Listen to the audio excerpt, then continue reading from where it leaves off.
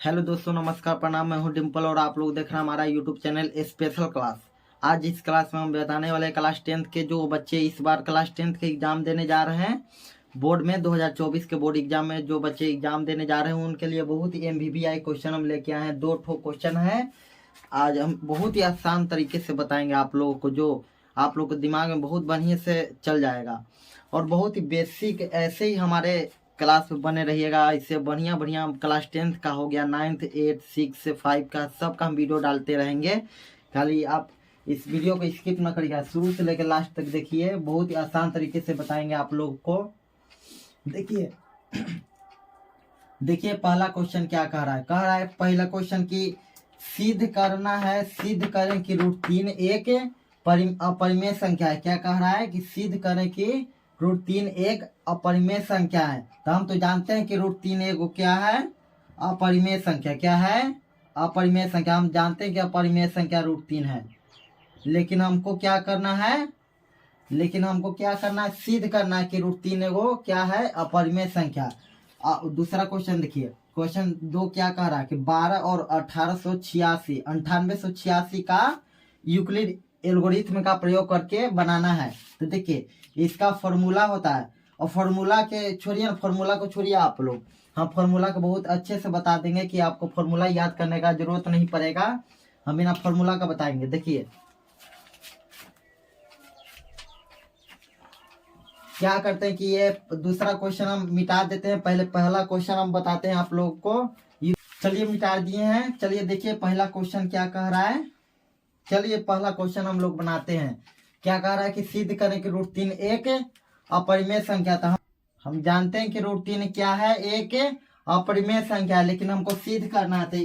सिद्ध करते हैं, और इससे पहले हम बता देंगे आप लोगों के परिमेय से कहते हैं। परिमेय अपरिमेय संख्या किससे कहते थे। देखिए परिमेय संख्या,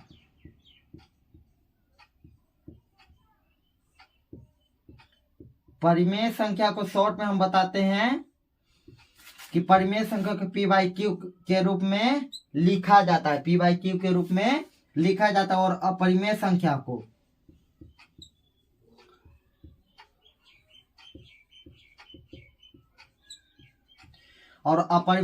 को P/Q के रूप में नहीं लिखा जाता। P/Q के रूप में नहीं लिखा जाता। क्या नहीं लिखा जाता है, ये तो आप लोग जानते ही होंगे कि परिमेय संख्या को P/Q के रूप में लिखा जाता है और अपरिमेय संख्या को P/Q के रूप में नहीं लिखा जाता। अब देखिए ये दोनों आप लोग समझ गए, और यहाँ हम लोग बताते हैं। देखिए, और बोर्ड में पूछ भी सकता है कि पाई क्या है। पाई क्या है, तो पाई हमेशा एगो क्या है, अपरिमेय संख्या। पाई क्या है, पाई एक अपरिमेय संख्या है। ऑप्शन वहां दे देगा कि परिमेय संख्या की अपरिमेय संख्या की पूर्णांक की। तो पाई क्या है, एगो अपरिमेय संख्या। पाई क्या है, एक अपरिमेय संख्या है। और पाई का मान क्या होता है, 22/7 होता है। तो देखिए, तो 22/7 एगो हो जाता है परिमेय संख्या, ठीक ना। क्या हो जाता है, परिमेय संख्या। बोर्ड में अगर पूछे तो बता दीजिएगा। ऑब्जेक्टिव में पूछता है कि पाई क्या है, तो हम लिखेंगे अपरिमेय संख्या। पाई क्या है, अपरिमेय संख्या। और पाई का मान ही 22/7 होता है। तो 22/7 हो जाता है परिमेय संख्या। अगर पूछ दे कि 22/7 क्या है, तो हम मारेंगे अपरिमेय संख्या। क्या मारेंगे, परिमेय संख्या। तो चलिए इतना समझ गए आप लोग। चलिए दोस्तों अब बनाते हैं हम लोग, क्वेश्चन पे आते हैं। क्वेश्चन क्या कह रहा है, सिद्ध करना कि √3 एक अपरिमेय संख्या। चलिए सिद्ध करते हैं हम लोग। तो यहाँ पर लिखते हैं कि हम मानेंगे क्या, चूंकि मैथ में तो हर वक्त माना ही जाता है, तो यहाँ मानेंगे, चूंकि मानेंगे कि क्या, कि √3 एगो क्या है, परिमेय संख्या। मानेंगे क्या, मानेंगे कि √3 एक परिमेय संख्या। तो यहाँ लिखेंगे चूंकि माना कि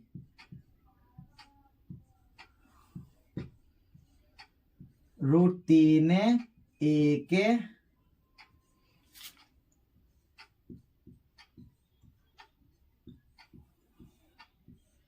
परिमेय संख्या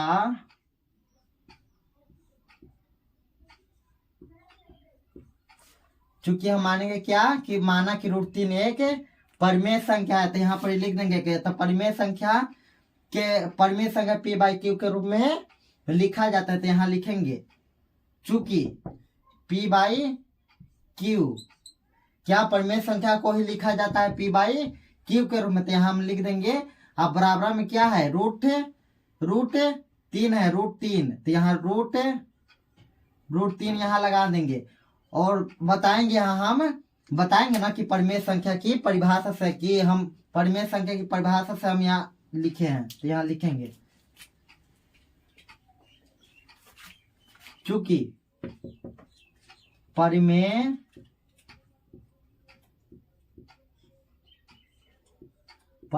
संख्या की परिभाषा से क्या, इसको हम बता देंगे कि क्या, कि परिमेय संख्या की परिभाषा से हम लिखेंगे पी बाई क्यू क्या के रूप में लिखे हैं, परिमेय संख्या की परिभाषा से हम लिखेंगे पी बाई क्यू, तो यहाँ लिखेंगे। अब लिखेंगे इसलिए क्या, इसलिए दोनों तरफ वर्ग कर देंगे, क्या, इस बराबर की पट्टी भी बराबर को पट्टी भी क्या कर देंगे, वर्ग, तो यहाँ करेंगे इसलिए दोनों तरफ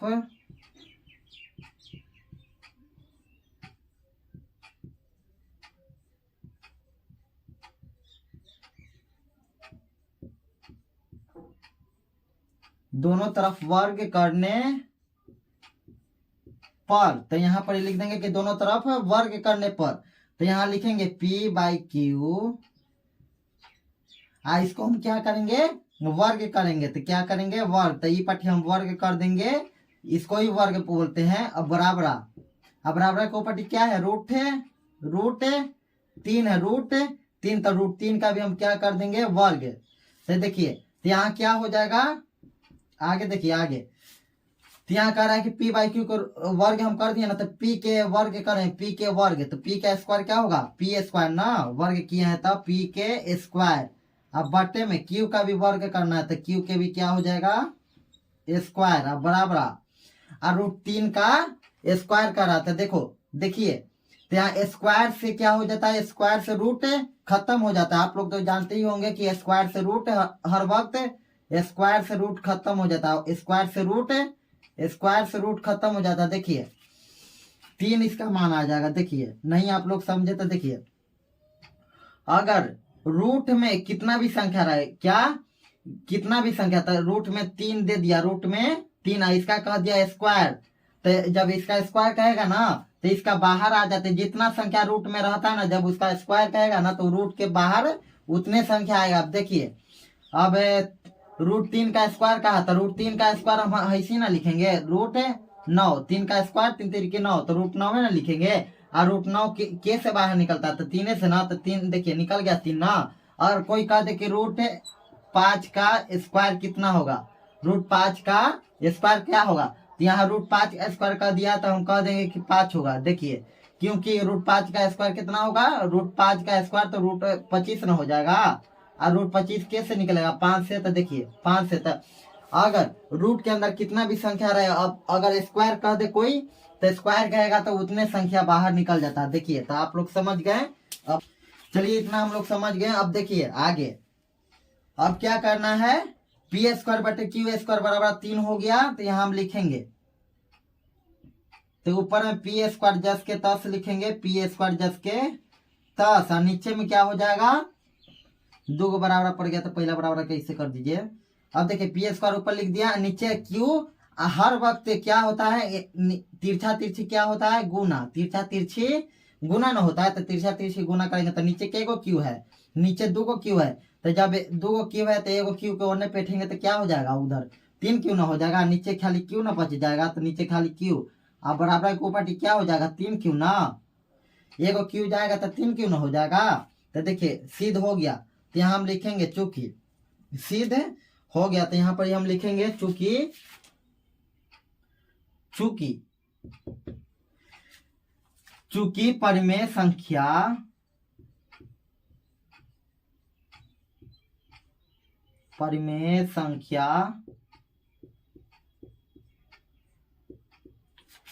संख्या इज इक्वल टू नोट अपरिमेय संख्या।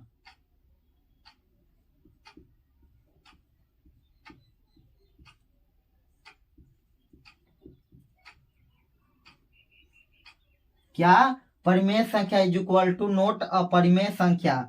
तो यहां लिखेंगे तो क्या मान हमको आया है नीचे, नीचे कितना आया है ये लिख देंगे। तो पी स्क्वायर बट्टे में क्यू, पी स्क्वायर बट्टे में क्यू अब बराबर में 3q। तो इक्वल टू नोट, नोट ना कर दिया तो नोट हम देंगे ना जा पड़ी, नोट हम दे दिए तो लिखेंगे पी स्क्वायर बटे में Q is equal to not 3q। यही वाला लिखे परिमेय संख्या इज इक्वल टू नोट अपरिमेय संख्या। तो यहाँ मान जो आया है ये चलते पी स्क्वायर बटे में Q is equal to not 3q। ठीक, आप लोग समझ गए। अब यहाँ लिखेंगे चूंकि हमारी, देखिए हम जो माने थे ना हम लिखेंगे अब चूंकि हमारी मान्यता गलत है। देखिए हम क्या माने थे कि हम माने थे कि माना कि √3 एक परिमेय संख्या है। तो हम माने थे ना कि √3 एक परिमेय संख्या है, तो वो हमको माना हुआ गलत निकला, एगो अपरिमेय संख्या √3 हम माने थे परिमेय संख्या, लेकिन उन निकलेगा क्या √3 परिमेय संख्या ना, अपरिमेय संख्या ना। तो हमारी मान्यता गलत है। चूंकि हम लिखेंगे हमारी मान्यता गलत है, इसलिए √3 एक अपरिमेय संख्या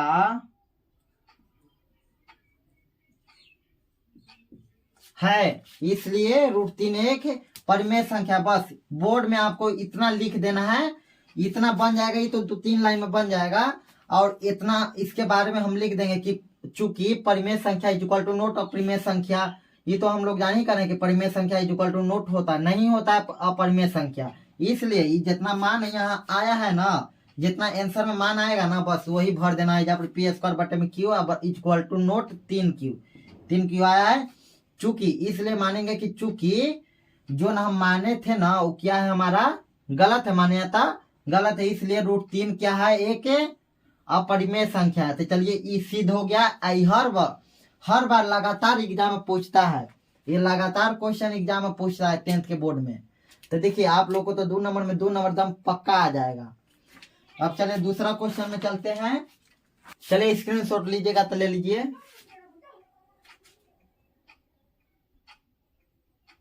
चलिए मिटा देते हैं।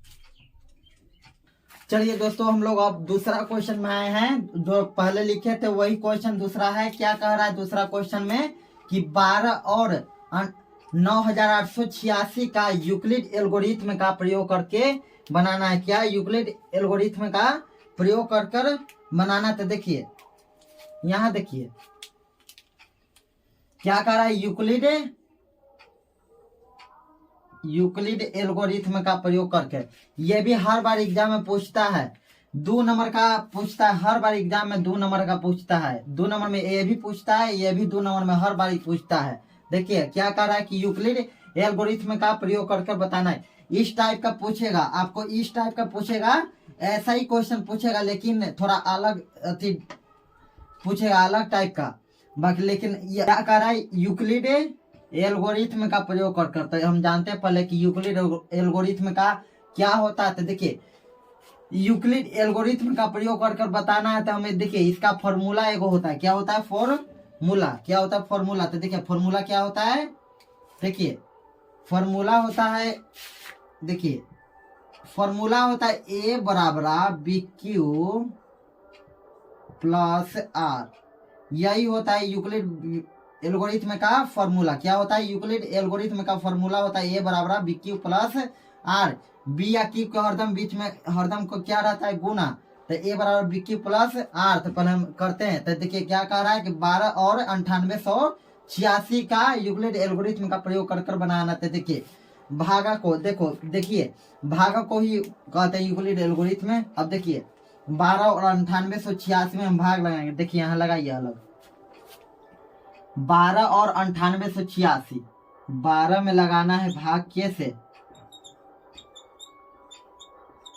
9886 में से देखिए भाग लगाइए, पहले भाग लगा के हम बताते हैं। देखिए भाग लगाइए, तब 12 8 है, 12 8 96, 12 8 96। तो देखिए 8 में से 6 गया तो 2, आई में से 9 में से 9 गया तो कटकुट ऊपर से 8 उतारेंगे, तब 12 दूना 24। अब देखिए तो 8 में से 4 गया तो 4, और 2 में से 2 गया तो कटकुट ऊपर से उतारेंगे 6, तो बढ़ती आई 36, बढ़ती आई 36। तो यहाँ 36 लगाएंगे तो 6 में से 6 गया तो 0, 4 में से 3 गया तो 1। अब 10 बच गया, क्या 10 बच गया, तो 10 में अब फिर भाग लगाएंगे 12 से।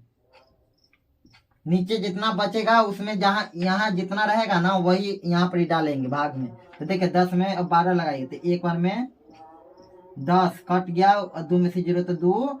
अब देखिए 2 में भी फिर अब भागा, नीचे शेष बचेगा तो फिर भाग लगाएंगे, तब किस लगाएंगे 10 अब है तो 10। देखिए 5 दूना,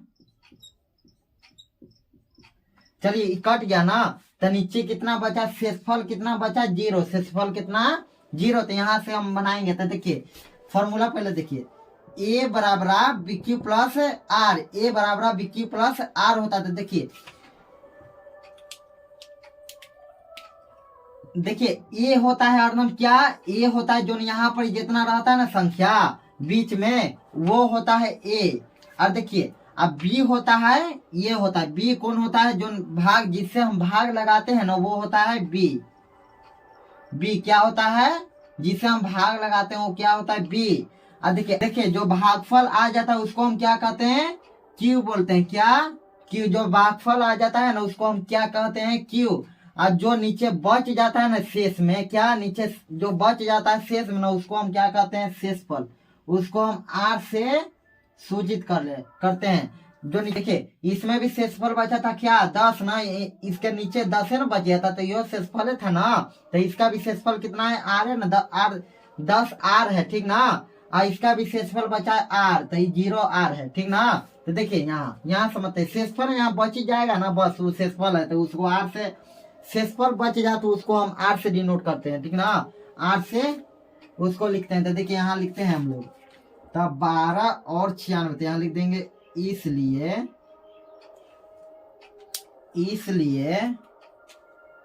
12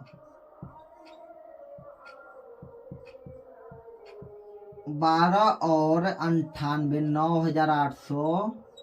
9886। अब बैठाइए इस पे, तो देखिए यहाँ हम लोग बैठाते हैं, तो यहाँ पहले लिखेंगे बराबर देंगे, तो यहाँ पहले फॉर्मूला लिखेंगे। क्या फॉर्मूला है, ए बराबर बी क्यू प्लस आर। तो देखिए ए बराबर बी क्यू प्लस आर, बस इस टाइप पे बैठा दीजिए। तो देखिए बैठाइए, तो ये तो हम रफ में किए थे, ये आपको वहां नहीं करना है, रफ में करना है। रफ में यहाँ पर खाली 3 लाइन 4 लाइन लिखना है बस। तो देखिए तो यहाँ फॉर्मूला हम लिख दिए, यहाँ पहले क्वेश्चन हम लिखेंगे 12 और 9886, पहले क्वेश्चन लिखेंगे। अब यहाँ लिखेंगे फॉर्मूला। फॉर्मूला क्या लिखेंगे, ए बराबर बी क्यू प्लस आर होता है, क्या होता है ए बराबर बी क्यू प्लस आर। तो ए कौन है, हम तो बता ही दिए कि ए कौन है 9886, तो लिख देंगे 9800, इसको 2 बराबर है तो इसको घेर देंगे। तो देखिए 9886, ए कितना है 9886, अब बराबर क्या होता है बी क्यू प्लस आर। तो बी क्यू, तो बी या क्यू के हरदम बीच में कौची गुना रहता है। अब देखिए तो गुना रहता है, तो देखिए यहाँ तो बी कौन है 12 है, तो यहाँ 12 लिखेंगे। अब बीच में गुना, तो यहाँ गुना के सिंबल। आर क्यू कौन है, क्यू 823 ना, क्यू कितना है 800, अब प्लस में आर है, तो प्लस में आर कितना है, प्लस में आर कितना है इसका 10 ना। आर कितना शेष नीचे कितना बच गया था आर 10 ना, तो यहाँ 10 लिखेंगे। अब देखिए जब नीचे कटित रहता है ना, जब तक कटित रहेगा ना जब तक हम बनाएंगे। तो देखिए यहाँ से भी फिर हम भाग न लगाए थे 12 में, तो देखिए इसका भी हो गया, ये हो गया क्या बी हो गया, क्यू हो गया, आई नीचे जो बच जाता है आर।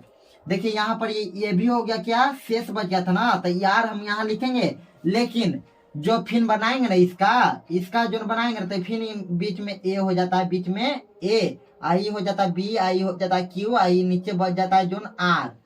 आप फिर इसका बनाएंगे तो फिर लिखेंगे वही, ये तो इसके लिए आर है ना। और जब ये वाला बनाएंगे ना, तो जब इसके लिए क्या हो जाता है, ये फिर हो जाएगा ए, आई हो जाएगा बी, अब फिर ए हो जाएगा क्यू, अब ई हो जाता है, नीचे जो बच जाता है आर।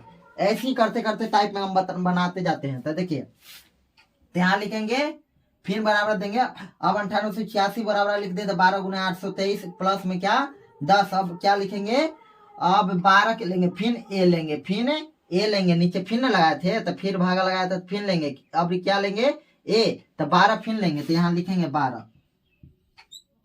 अब बराबर बी क्यू प्लस आर, तो बी कौन है इसमें, बी है 10, बी कितना है 10, तो यहाँ 10 लिखेंगे गुना। और क्यू कौन है, क्यू 1, क्यू कितना है 1, अब प्लस में आर, तो नीचे कितना बच गया था 2 है ना, तो यार है ना, तो 2 हो गया।